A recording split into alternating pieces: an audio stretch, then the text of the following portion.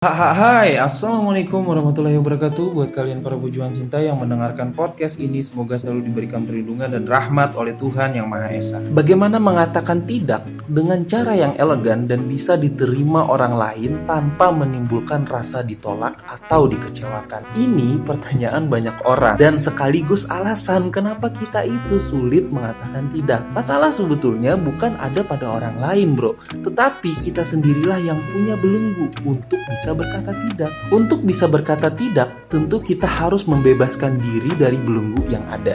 Bila kita terbelenggu oleh rasa takut menghadapi konflik, kita harus belajar memupuk keberanian untuk menghadapi konflik.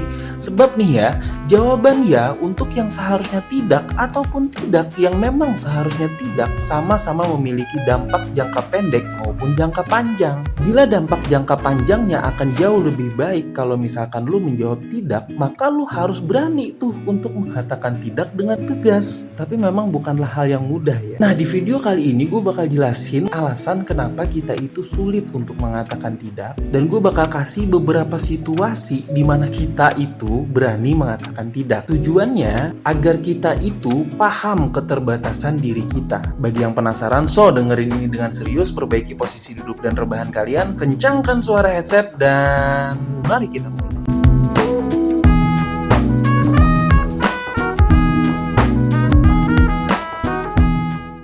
Jadi gini bro, kuncinya itu pahami keterbatasan diri kita. Kalau kita tahu batas diri kita, maka kita juga bisa melakukan kalkulasi. Contohnya nih ya, kalau misalkan lu mengatakan iya untuk pekerjaan tambahan yang sebetulnya lu udah gak sanggup lagi tuh buat ngerjain itu, segera lakukan perhitungan bro. Tenaga dan pikiran gua udah gue berikan nih ke si A, si B, dan si C. Kalau ada yang minta tolong lagi, kualitas bantuan yang gue berikan bakal jadi buruk.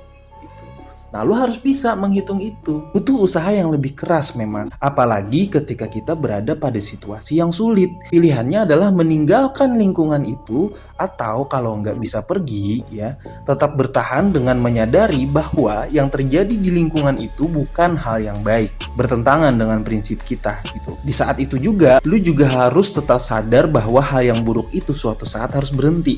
Dalam hal ini dibutuhkan integritas pribadi, bro. Yakin bahwa kita punya kekuatan untuk melakukan perubahan. Nah, ada beberapa situasi yang membuat seseorang itu bisa membangun kekuatan untuk berkata tidak. Nah, yang mengemukakan beberapa situasi ini adalah seorang psikolog sosial dari Philadelphia, Amerika Serikat. Namanya adalah Judith Shields. Jadi dia itu punya 5 situasi yang bisa membuat seseorang itu membangun kekuatan untuk berkata tidak. Yang pertama adalah ketika seseorang ingin menegakkan prinsip dan nilai-nilai. Misalnya ya, ketika sahabat lu berselingkuh. Mungkin lu nggak pengen membeberkan perselingkuhan ini ke pasangannya, padahal pasangannya ini juga sahabat lu. Tapi ketika sahabat lu ini minta izin untuk menggunakan kos-kosan lu untuk berduaan dan dengan selingkuhannya, lu bakal milih untuk berkata tidak biasanya. Karena lu gak ingin ikut ambil bagian dalam kerusakan rumah tangga sahabat lu sendiri kan. Itu juga bisa membangun kekuatan untuk kita berkata tidak. Terus situasi yang kedua adalah ketika seseorang gak pengen dieksploitasi oleh orang lain. Gue langsung aja ya, contohnya nih, lu punya teman satu kerjaan atau kantor gitu. Dia tuh sering minjem duit dengan berbagai alasan, tapi selalu nyari alasan untuk gak bisa ngebalikin. Nah, lu pasti jengkel kan? Nah, rasa jengkel ini nih, kesal gitu, itu akan mendorong lu untuk mulai memperhatikan perasaan lu sendiri. Dan akhirnya bisa menolak saat si teman kembali minjem duit. Ini juga bisa membangun kekuatan untuk berkata tidak. Terus situasi yang ketiga adalah ketika seseorang ingin fokus pada tujuan. Mereka pada bergerombol tuh ya, seru bergosip, tapi saat itu pekerjaan lo numpuk dan butuh untuk diselesaikan. Maka lo bakal terdorong untuk mengatakan tidak mau bergabung sama mereka. Terus situasi yang keempat adalah ketika seseorang ingin menjaga diri dari tindak kekerasan. Sayangnya, rasa takut sering menghalangi kita untuk berkata tidak. Terhalang oleh sopan santun, itu juga kerap banget nih membuat kita tuh sulit mengatakan tidak. Terutama bila pelakunya adalah orang yang paling dekat sama kita nih. Tetapi kita tuh ingin mempertahankan harga diri. Kita tuh terdorong untuk berani mengatakan, maaf, gue gak mau diperlakukan seperti itu lagi.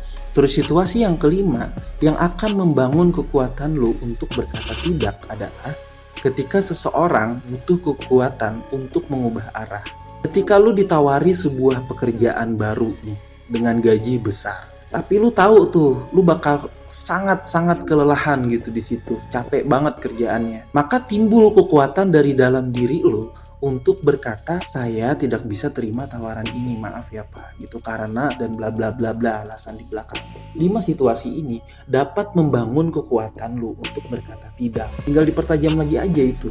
Apa aja keuntungannya ketika lu berani mengatakan tidak? Keuntungan yang pertama adalah lu punya integritas sebagai seorang cowok. Lu bakal dianggap sebagai orang yang berwibawa. Lu juga punya prinsip yang kuat. Dan lu juga punya karakter yang kuat kalau misalkan lu berani mengatakan tidak. Semangat para pejuang cinta, tidak ada unsur provokasi dan merendahkan gender tertentu. Semua narasi dan statement dalam video ini bersifat substansial dan kondisional. Semoga bermanfaat dan jangan lupa bahagia.